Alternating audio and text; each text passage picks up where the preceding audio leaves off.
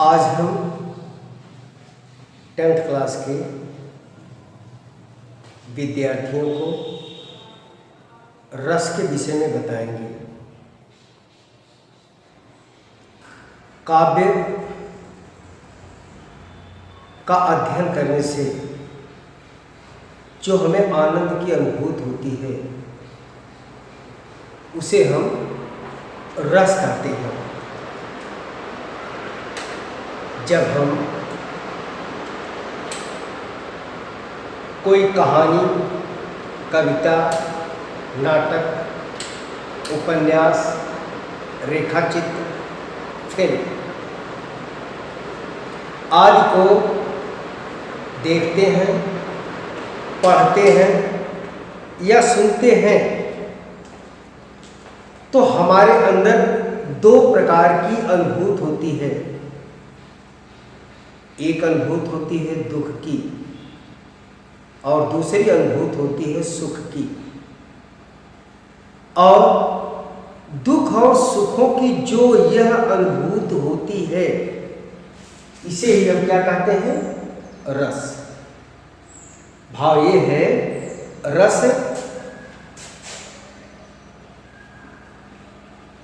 रस का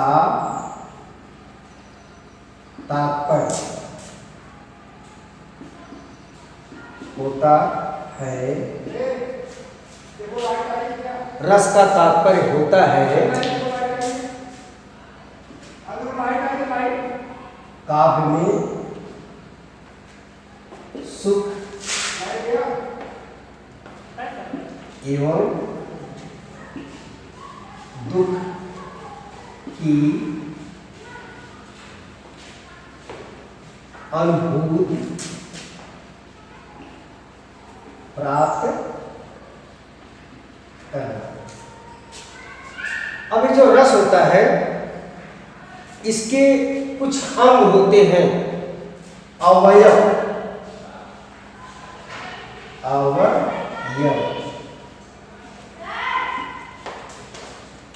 रस का जो फर्स्ट अवयव होता है उसे हम कहते हैं अस्थाई भाव।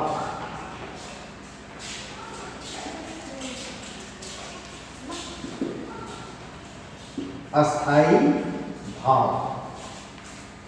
और जो दूसरा पॉइंट होता है उसे कहते हैं विभाव। विभाव। और जो थर्ड पॉइंट होता है अनुभाव।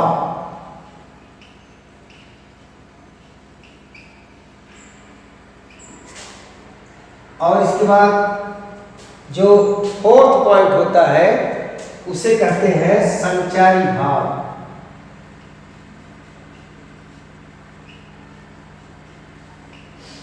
संचारी भाव एक इसका दूसरा नाम और है व्यभिचारी भाव। अब देखिए ये संचारी भाव क्या होता है। संचारी भाव के बारे में देखिए, हम सब मानव हैं और प्रत्येक मानव के चित्त में प्रेम, दुख, क्रोध, आश्चर्य, उत्साह ये भाव अस्थायी रूप से हमारे अंदर विद्यमान रहते हैं। और इन्हीं भाव को हम क्या कहते हैं? अस्थाई भाव। ये भाव अस्थायी रूप से हमारे हृदय के अंदर छिपे रहते हैं। अनुकूल वातावरण मिलता है, परिस्थितियां मिलती हैं। जब हम काव्य का अध्ययन करते हैं, कहानी सुनते हैं, फिल्म देखते हैं, नाटक देखते हैं तो ये भाव हमारे हृदय के अंदर उभर जाते हैं। इसलिए हम इसको क्या कहते हैं? अस्थाई भाव। और रस का जो दूसरा अंग है, दूसरे अंग को हम कहते हैं विभाव। विभाव का अभिप्राय उन वस्तुओं एवं विषयों के वर्णन करने से है जिनके प्रति हमारे हृदय के मन में किसी प्रकार का भाव या संवेदना पैदा होता है। अर्थात भाव के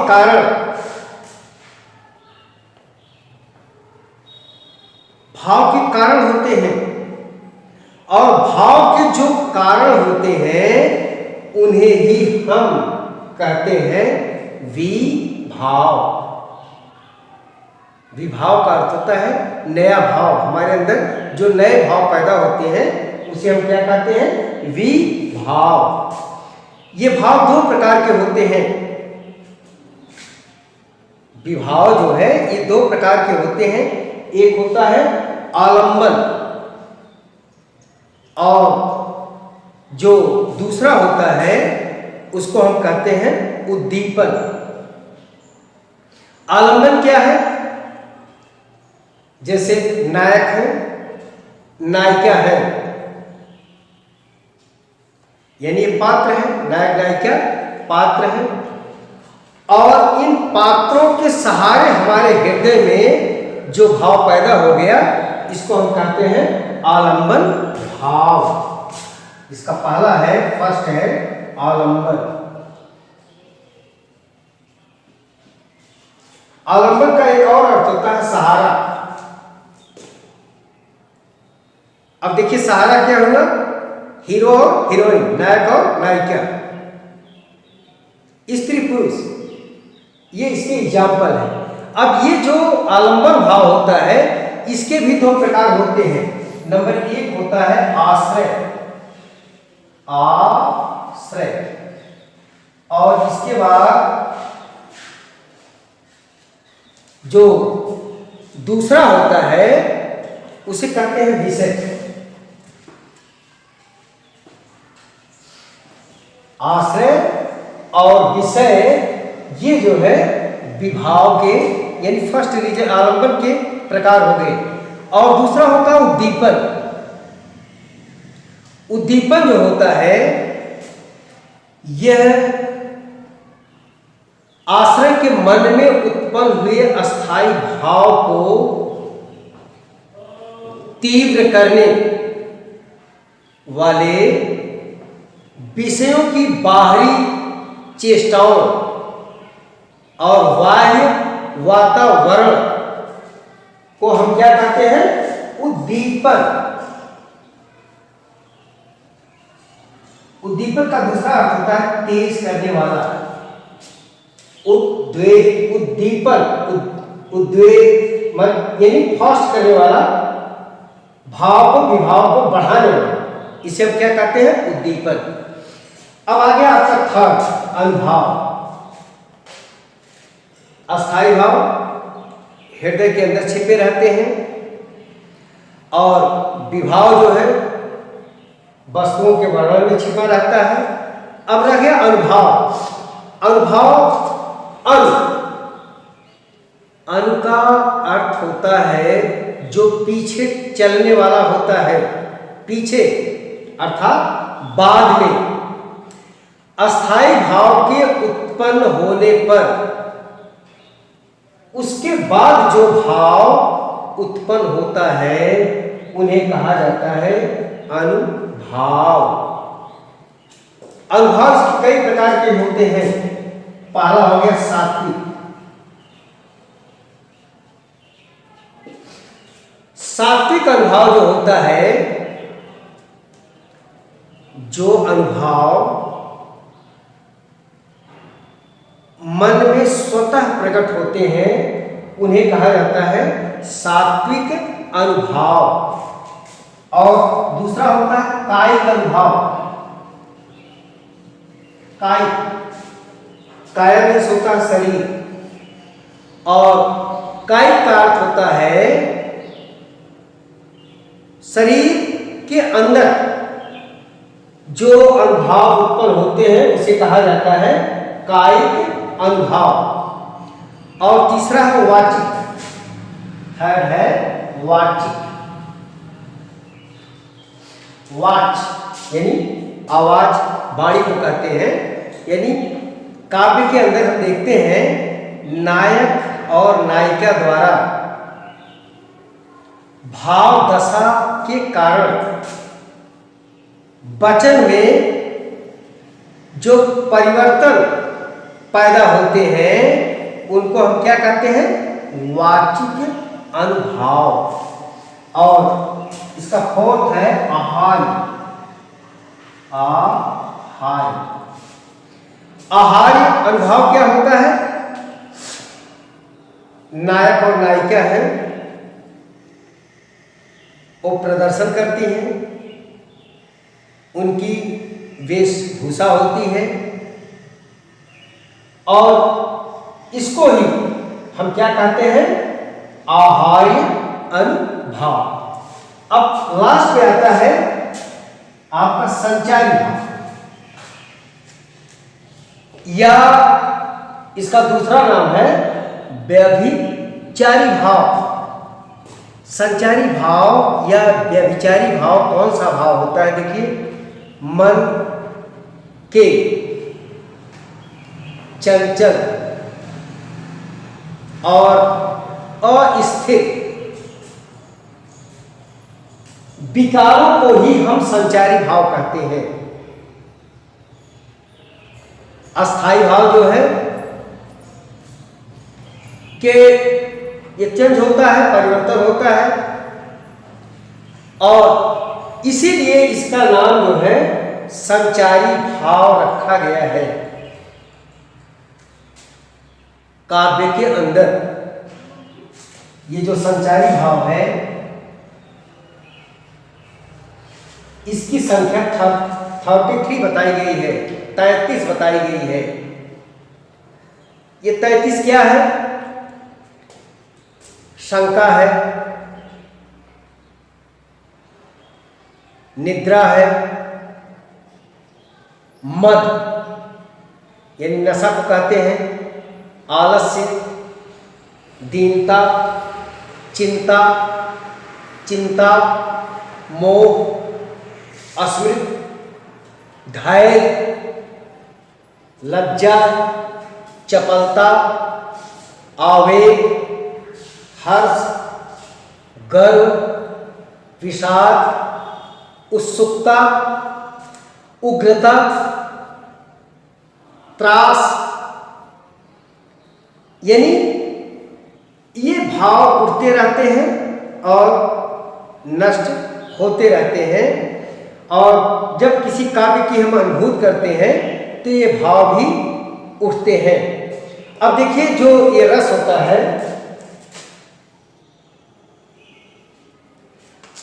रस जो होता है, अब हम इसके भेद के बारे में बताएंगे। जब इसके भेद के बारे में बताएंगे तो ये रस के बारे में अच्छी तरह से आप सभी लोग समझ सकते हैं। देखिए, रस के जो प्रमुख भेद हैं,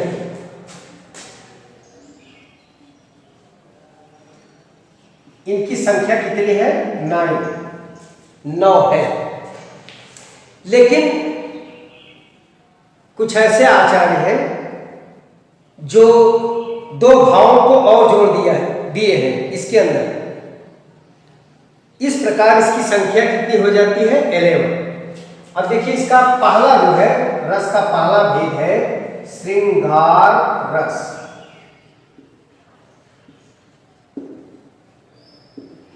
श्रृंगार रस, श्रृंगार रस क्या है, जब नायक और नायिका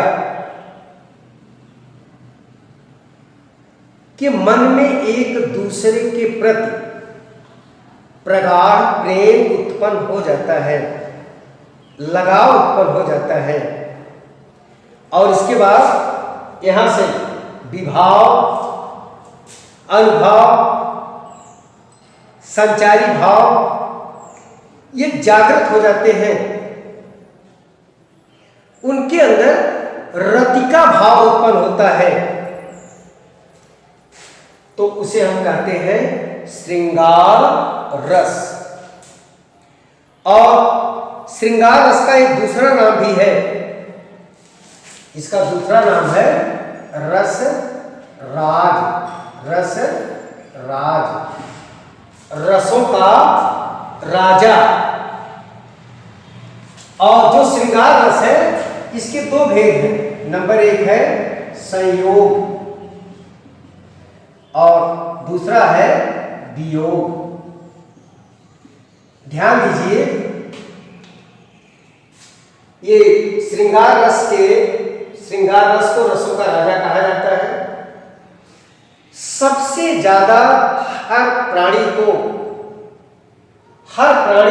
श्रृंगार रस से आकर्षित होते हैं, खींचते हैं सबसे ज्यादा। और संयोग क्या है? जब नायक और नायिका का मिलाप होता है तो उस समय जो रस उत्पन्न होता है उसे संयोग श्रृंगार रस कहा जाता है। और जब नायक और नायिका का बिछोहा होता है, दोनों अलग हो जाते हैं, तो दोनों जब अलग हो जाते हैं तो उनकी दुख की घड़ी हो जाती है, उसे कहा जाता है वियोग श्रृंगार रस। अब देखिए, इसका हम एग्जाम्पल दे रहे हैं, जो है जैसे देखिए श्रृंगार रस का है, तन संकोच मन परम रुछाहू, गूढ़ प्रेम लखी परहन काहू, जाय समीप राम छवि देखी, रह जन कुंवारी चित्र अनुरेखी। ये चित्रण गोस्वामी तुलसीदास जी करते हैं। और कहाँ करते हैं? श्री रामचरित मानस में करते हैं। मानस के अंदर अयोध्या कांड आता है और अयोध्या कांड में ये राम और लक्ष्मण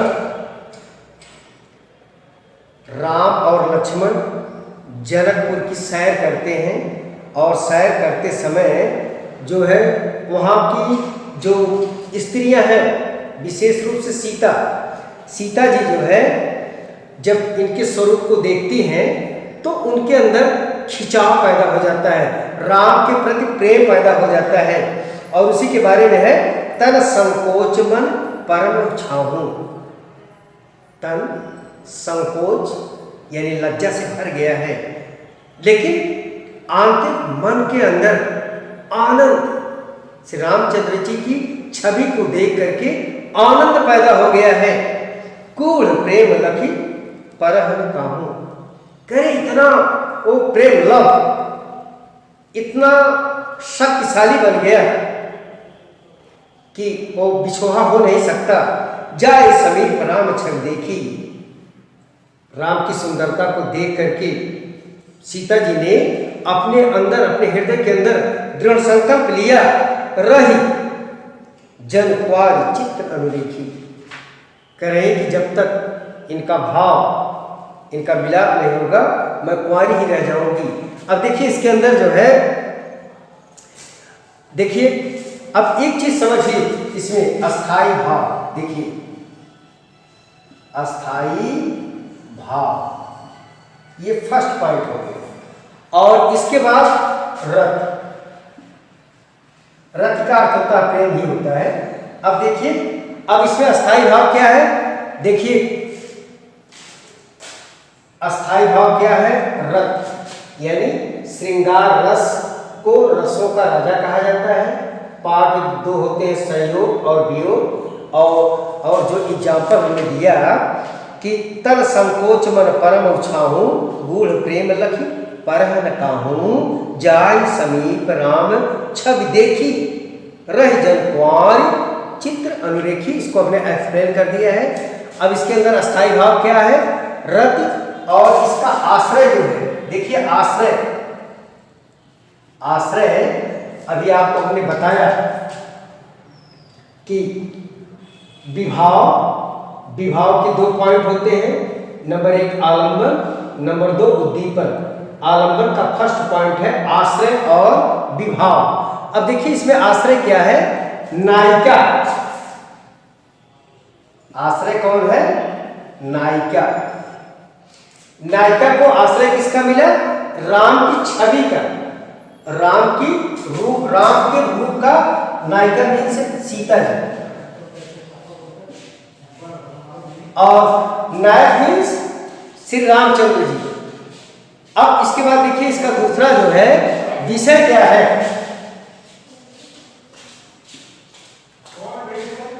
विषय, इसके अंदर जो विषय है नायक अर्थात श्री राम,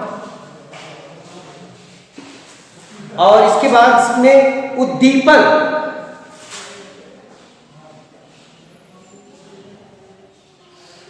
उद्दीपन देखिए, उद्दीपन जो है यानी छवि को देखना, सुंदरता को देखना, छवि देखना। सीता जी राम के समीप जाकर के जब उनकी छवि को देखती हैं तो क्या होता है? मंत्र मुग्ध हो जाती हैं। और संचारी भाव क्या है इसके अंदर?